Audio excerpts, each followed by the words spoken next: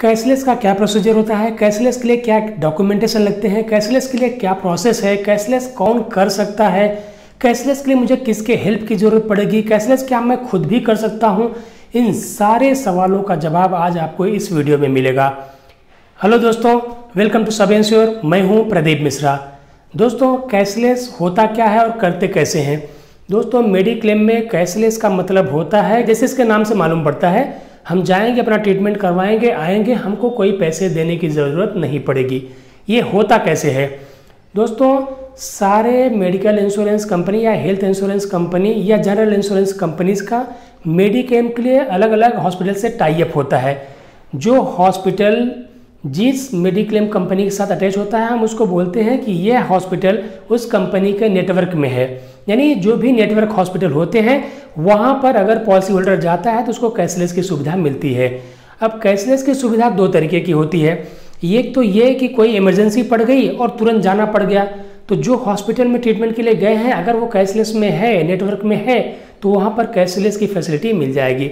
दूसरा जो तरीका होता है वो ये होता है कि मान लीजिए कोई प्लान्ड हॉस्पिटलाइजेशन है। प्लान्ड हॉस्पिटलाइजेशन मतलब जैसे पहले से मालूम है कि हॉस्पिटलाइज करना पड़ेगा और हॉस्पिटलाइज करके ट्रीटमेंट करना है, उसको हम बोलते हैं प्लान्ड हॉस्पिटलाइजेशन। जैसे कैटरेक्ट ऑपरेशन करना है, मोतियाबिंद का ऑपरेशन करना है, या कोई स्टोन का ऑपरेशन करना होता है, बहुत बार वो भी प्लान्ड होता है। कोई दूसरे ऑपरेशन करने हैं जो हमको मालूम है कि ये ऑपरेशन हमको 1-2 महीने में करना पड़ेगा, तो वो भी प्लान्ड होता है। इन सारे हॉस्पिटलाइजेशन के लिए हम पहले से नेटवर्क हॉस्पिटल में जाके कैशलेस की फैसिलिटी का पता कर सकते हैं। अब इसमें होता कैसे है, मैं आपको ये प्रोसेस पूरा बताता हूँ। जब भी आप नेटवर्क हॉस्पिटल में जाते हैं तो वहाँ पर उनके आजकल तो सारे हॉस्पिटल्स में एक स्पेशलाइज पर्सन होता है या एक स्पेशलाइज उनका एक डिपार्टमेंट होता है जो सिर्फ मेडिक्लेम पॉलिसीज ही देखता है। आप उनको बताएंगे, वैसे नॉर्मली हॉस्पिटल वाले खुद ही पूछते हैं कि क्या आपका कोई मेडिक्लेम पॉलिसी है क्या।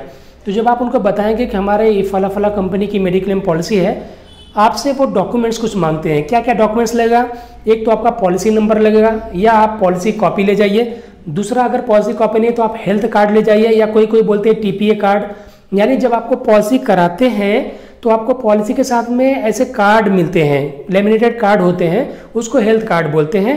उस पर कुछ नहीं, जो आपके पॉलिसी डॉक्यूमेंट पर सारे इन्फॉर्मेशन होते हैं, जैसे पॉलिसी नंबर या टीपीए का नंबर, ये सारे डिटेल्स उस कार्ड पर भी होते हैं। सुविधा सिर्फ ये रहती है कि अगर आपको पूरा पॉलिसी का पेपर नहीं ढोना है तो आप उस कार्ड को भी ले जा सकते हैं। बस अगर वो कार्ड नहीं है तो आपका कैशलेस नहीं होगा, ऐसा नहीं है, इससे कुछ लेना देना नहीं है।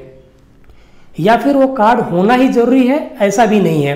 कार्ड हो या फिर आपका पॉलिसी का डॉक्यूमेंट हो, पॉलिसी कॉपी, उसका जेरॉक्स भी रहे तो भी चलेगा, या उसके नंबर्स भी रहेंगे तो भी चलेगा। ये आपको शुरू में हॉस्पिटल को देना पड़ता है। प्लस कोई एक photo ID, specially pan card मांगते हैं उस पर्सन का जिनके लिए हॉस्पिटलाइजेशन करना है, जिनको दिखाना है। मान लीजिए एक फ्लोटर पॉलिसी आपने लिया है, उस फ्लोटर पॉलिसी में 3 लोग हैं, कोई हस्बैंड वाइफ, उनके बच्चे हैं, लेकिन इन 3 में से जिसको हॉस्पिटलाइज करना है उसका फोटो आईडी भी देना पड़ता है।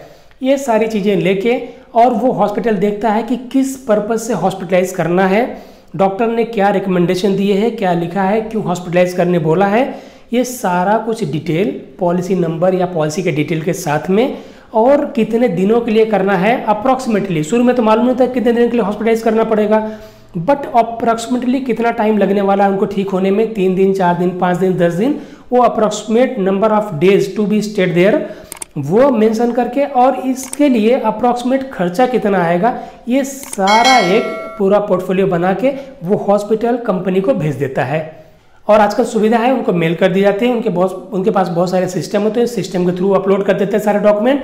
ये सारा डॉक्यूमेंट कंपनी के पास चला जाता है, कंपनी वो सब कुछ वेरीफाई करके, बहुत सारी कंपनियों का अलग अलग टाइट होता है टर्न अराउंड टाइम, कि 1 घंटे के अंदर हम आपको कैशलेस अप्रूवल देंगे ही देंगे।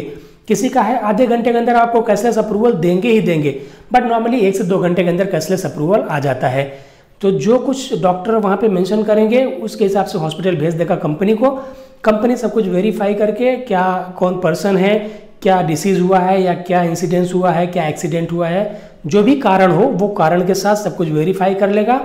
और जो हॉस्पिटल ने अप्रॉक्सीमेट खर्चे भेजे हैं, मान लीजिए किसी हॉस्पिटल ने शुरू में अप्रॉक्सीमेट 5 दिन का खर्चा 50,000 रुपये आएगा, ऐसा उनको भेज दिया है, तो सारे का सारा पैसे का अप्रूवल कंपनी तुरंत नहीं कर देती है। मान लीजिए 50,000 का भेज दिया उन्होंने, तो कंपनी उसमें से इनिशियली 10,000, 20,000, 25,000 रुपये का ऑथराइजेशन करके हॉस्पिटल को भेज देती है कि आप ट्रीटमेंट चालू करो। उनको वहाँ से अथराइजेशन आ जाता है। इसका मतलब होता है कि पैसे मिलेंगे, अथराइज कर दिया है कंपनी ने। अब जैसे जैसे ट्रीटमेंट होते जाएगा वैसे वैसे कंपनी को इंटीमेशन भेजता रहेगा हॉस्पिटल, और हॉस्पिटल को कंपनी पैसे का अप्रूवल देते जाएगी। तो मान लीजिए 3 दिन 4 दिन 5 दिन बीत गया, जो 50,000 रुपये था उसके ऊपर बिल चला गया, तो हॉस्पिटल फिर से यहाँ से आपको उसमें मीन्स पॉलिसी होल्डर को कुछ नहीं करना पड़ता है। हॉस्पिटल का डिपार्टमेंट या हॉस्पिटल खुद ही उसके आगे का इंटीमेशन फिर से भेजता है, डिमांड लेटर भेजता है, डिमांड फिर से भेज देगा कंपनी को। तो कंपनी वो 50,000 के आगे का फिर से अथराइजेशन करके भेजती है, तो फिर हॉस्पिटल आपका ट्रीटमेंट करते रहता है।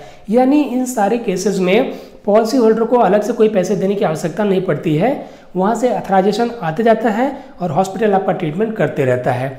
इस तरह से सारा कुछ होते रहता है। जब फाइनल डिस्चार्ज का टाइम आता है तो उसके 4-5 घंटे पहले फाइनल बिल हॉस्पिटल कंपनी को भेज देता है कि इस पर्टिकुलर पर्सन का फाइनल इतना अमाउंट होता है क्लेम का, ये आप हमको सेटल करके दो। तो फाइनल बिल का सब जो भी चेकिंग करनी होती है उनके टर्म्स कंडीशंस के हिसाब से वो कंपनी कर लेती है, करके फाइनल अथराइजेशन हॉस्पिटल को भेज देता है और उसके बाद हॉस्पिटल पॉलिसी होल्डर को डिस्चार्ज कर देता है। वहाँ पे उनको पैसे पे करने की ज़रूरत नहीं पड़ती है। इसको बोलते हैं कैशलेस फैसिलिटी, और इस तरह से सारी कैशलेस फैसिलिटी मिलती है। अब दोस्तों इसमें ध्यान देने वाली बात यह है कि कुछ एडमिसिबल चार्जेस ऐसे होते हैं जो कवर नहीं होते मेडिक्लेम में। जैसे जब आप हॉस्पिटल में एडमिट होते हैं तो वहाँ पे हॉस्पिटल आपका रजिस्ट्रेशन करता है, तो रजिस्ट्रेशन चार्जेस ये मेडिक्लेम में कवर नहीं होते हैं। मान लीजिए कोई ऑपरेशन करना है तो उसमें कॉटन लिखता है, डॉक्टर डेटॉल लिखता है, सोप लिखता है, टॉवेल लिख देता है, और बहुत सारी ऐसी चीज़ें, सिरिंज लिख देगा, ऐसे बहुत सारी चीज़ें मेंशन करते हैं। ये सारे कंज्यूमेबल्स में आते हैं, ग्लव्स लिखते हैं, बहुत सारी चीज़ें इस तरह की होती हैं, आप जानते ही हैं। तो ये सारी चीज़ें मेडिक्लेम पॉलिसी में नॉर्मली कवर नहीं होती हैं। इसका क्या मतलब हुआ? इसका मतलब ये होता है कि रजिस्ट्रेशन, हॉस्पिटल का रजिस्ट्रेशन फीस, रजिस्ट्रेशन चार्जेस, और ये जो नॉन एडमिसिबल चार्जेस हैं इन सारे प्रोडक्ट्स के, जो कंज्यूमेबल्स के चार्जेस हैं, ये हॉस्पिटल को कंपनी नहीं देगी। तो इसके लिए क्या करना होगा कि ये रजिस्ट्रेशन चार्जेस और ये जो कंज्यूमेबल्स के चार्जेस हैं ये सब आपको वहाँ पे करना पड़ता है। बाकी मेडिसिन का खर्चा, डॉक्टर्स की फीस, डायग्नोस्टिक के चार्जेस, ब्लड लगा उसका चार्जेस, एम्बुलेंस का, ये सारा कुछ कंपनी हॉस्पिटल को देती है। लेकिन जो कंज्यूमेबल्स के डिडक्शन होते हैं, जो कंपनी आपको पे नहीं करेगी, जो आपके टर्म्स कंडीशन होता है कि मेडिक्लेम में कवर नहीं होगा, वो सारे खर्चे आपको हॉस्पिटल को पे करने पड़ते हैं। कैशलेस का मतलब ये नहीं होता कि मेरा 1 रुपया भी नहीं जाएगा। ये थोड़ी सी गलतफहमी कई बार हो जाती है, इसलिए झगड़े झंझट हो जाते हैं, बहुत बार हॉस्पिटल्स में लड़ाइयाँ हो जाती हैं। ये आपको जानकारी होनी चाहिए कि थोड़े बहुत खर्चे, मिनिमम खर्चे 1000, 2000, 5000 रुपये के खर्चे आते हैं जो आपको पे करने पड़ते हैं हॉस्पिटल को, तो वो आपको पे करना पड़ता है at the time of final discharge. तो बाकी के खर्चे कंपनी भेज देती है और आपको अपने डिस्चार्ज के सारे करके डॉक्यूमेंटेशन घर पे चले आने हैं, ट्रीटमेंट कराने हैं। दोस्तों अब हॉस्पिटल को पैसे कब मिलता है? अभी तक तो कंपनी ने सिर्फ अप्रूवल, अथराइजेशन ही भेजा है हॉस्पिटल को पैसे नहीं देता है। तो ये उनके जो MOU होते हैं, जो उनका एक टर्म्स कंडीशन सेट होता है, जो उनके एग्रीमेंट होते हैं, उसके हिसाब से जब आप आ जाते हैं डिस्चार्ज होके, फिर बाद में सारे ओरिजिनल डॉक्यूमेंटेशंस करके हॉस्पिटल कंपनी को भेजता है। फिर वहाँ से कंपनी उसको 15 दिन 20 दिन बाद जो उनके टर्म्स कंडीशंस होते हैं उसके बाद हॉस्पिटल को पैसे देती है। इसलिए बहुत बार ऐसे होता है कि जब आप कभी कभी कैशलेस फैसिलिटी के लिए किसी नेटवर्क हॉस्पिटल में जाते हैं तो इनिशियली वो लोग 10,000, 20,000, 50,000 कुछ आपसे डिपॉजिट लेते हैं, और वो डिपॉजिट आपको आपके डिस्चार्ज के बाद दे देते हैं, डिस्चार्ज के टाइम में दे देते हैं। तो जो आपके कंज्यूमेबल्स के खर्चे हैं या वो खर्चे जो कंपनी नहीं पे करती है, वो उसमें से डिडक्ट करके बाकी के आपको वापस कर देते हैं। और बहुत बार कैसे होता है कि अगर मान लीजिए डिडक्शंस कुछ ज़्यादा हो रहे हैं तो उसके हिसाब से कंपनी चाहती है कि आपके पैसे से रिकवर कर लेगी, लेकिन जो उनके टर्म्स कंडीशंस है उसके हिसाब से अगर उन्होंने क्लेम किया है तो कभी भी कंपनी से डिडक्शन नहीं होते हैं। इनकेस कभी थोड़ा गड़बड़ी हो जाती है, मिसअंडरस्टैंडिंग भी हो जाती है, तो वो आप कंपनी से बात करके ऑन द स्पॉट सॉल्व करवा सकते हैं। ऐसा होता है, हमने किया है।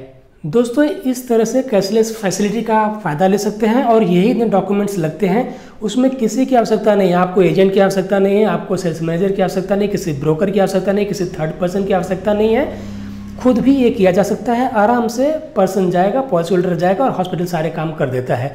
तो इस तरह से करके आप कैशलेस फैसिलिटी को अवेल कर सकते हैं और यही सारी उसमें सुविधा होती है, आप प्राप्त कर सकते हैं। दोस्तों एक और इम्पॉर्टेंट चीज़ आपको ध्यान में रखना होगा कि जब भी आप कैशलेस फैसिलिटी के लिए किसी हॉस्पिटल में जाते हैं तो आपके डिस्चार्ज के समय में आपका डॉक्टर या हॉस्पिटल आपको आपके ट्रीटमेंट का ओरिजिनल डॉक्यूमेंट्स नहीं देता है। तो उसके लिए कभी झगड़ा नहीं करना चाहिए। जैसे आपका हॉस्पिटल बिल हो गया, आपका डिस्चार्ज कार्ड हो गया, या प्रिस्क्रिप्शंस के पेपर हो गए, मेडिसिन के बिल हो गए, ये ओरिजिनल आपको नहीं देगा हॉस्पिटल, क्योंकि ये सारे ओरिजिनल डॉक्यूमेंट्स हॉस्पिटल को कंपनी को भेजने पड़ते हैं, जहाँ से उनको पैसे बाद में मिलते हैं आपके ट्रीटमेंट के। तो आपको क्या मिलेगा, आपको इन सारे डॉक्यूमेंट्स की xerox copy hospital true copy का स्टैम्प करके साइन करके आपको दे देता है, जो आपको फर्दर ट्रीटमेंट के लिए या फर्दर रेफरेंस के लिए काम आता है। तो कभी भी जब आप कैशलेस में जाएंगे तो आपको ओरिजिनल डॉक्यूमेंट्स नहीं मिलेंगे। ओरिजिनल डॉक्यूमेंट्स हॉस्पिटल के पास रहते हैं, जो कंपनी को भेज के अपने पैसे प्राप्त करता है। जैसे कैशलेस फैसिलिटी में आपने कोई ट्रीटमेंट कराया और आप घर पे आ गए डिस्चार्ज होकर, फिर आपको अगर जाना पड़ा फॉलोअप के लिए, कुछ और ट्रीटमेंट अगर करने के लिए डॉक्टर ने कहा, कुछ और भी डायग्नोस्टिक करने के लिए डॉक्टर ने कहा, तो जो भी डायग्नोसिस होगी, जो भी ट्रीटमेंट होगा, जो भी मेडिकेशंस होंगे, वो सारे बिल फिर आपको पोस्ट हॉस्पिटलाइजेशन क्लेम में रिम्बर्समेंट के लिए डालने पड़ते हैं, जो कि कंपनी आपको 15 से 20 दिन के अंदर रिम्बर्स कर देती है, आपको पैसे भेज देती है। यानी हॉस्पिटल से निकलने के बाद के भी जो खर्चे होते हैं मैक्सिमम पॉलिसीज़ में कवर होते हैं, वो सब आपको फिर से क्लेम करना पड़ता है, वो सारे पैसे भी मिलते हैं। ऐसा नहीं है कि कैशलेस में आप जाके आए हैं तो सिर्फ हॉस्पिटल का जो खर्चा मिल गया उतना ही, उसके बाद के खर्चे नहीं मिलेंगे, उसके बाद के भी एक्सपेंसेस आपके कवर होते हैं, वो आपको फिर से रिम्बर्समेंट के लिए क्लेम करना पड़ता है। और तब जो हॉस्पिटल ने आपको जेरोक्स कॉपी दिए थे उसी की कॉपी आपको लगानी पड़ती है और वो चलता है। अदरवाइज रिम्बर्समेंट में आपको सारे ओरिजिनल पेपर्स लगाने पड़ते हैं, सारे ओरिजिनल डॉक्यूमेंट, डिस्चार्ज कार्ड के, बिल्स के, डॉक्टर फीस के, मेडिसिन के, डायग्नोस्टिक के, सब ओरिजिनल बिल लगाने पड़ते हैं। लेकिन इस कंडीशन में जहां आपने कैशलेस पहले लिया है और फिर फॉलोअप का या पोस्ट हॉस्पिटलाइजेशन का क्लेम आप कर रहे हैं, वहाँ पे हॉस्पिटल द्वारा दिया गया सारा का सारा जेरोक्स बिल या जेरोक्स डॉक्यूमेंट्स चलते हैं, यानी फोटोकॉपी चलती है। इस तरह से आपका कैशलेस फैसिलिटी होती है, बाकी के बेनिफिट भी आप पोस्ट हॉस्पिटलाइजेशन में ले सकते हैं। दोस्तों आज यही जानकारी आपको देना था। अगर हमारे वीडियो से कुछ इन्फॉर्मेशन आपको मिल पाता है, हमारा वीडियो आपके लिए कुछ यूज़फुल है, तो कृपया हमारे वीडियोस को लाइक और शेयर जरूर करें। अगर आप हमारे चैनल पर पहली बार आ रहे हैं तो हमारे चैनल को सब्सक्राइब करना ना भूलें। जल्दी हम आपसे दूसरे वीडियो मिलेंगे, तब तक के लिए थैंक यू सो मच, बहुत बहुत धन्यवाद।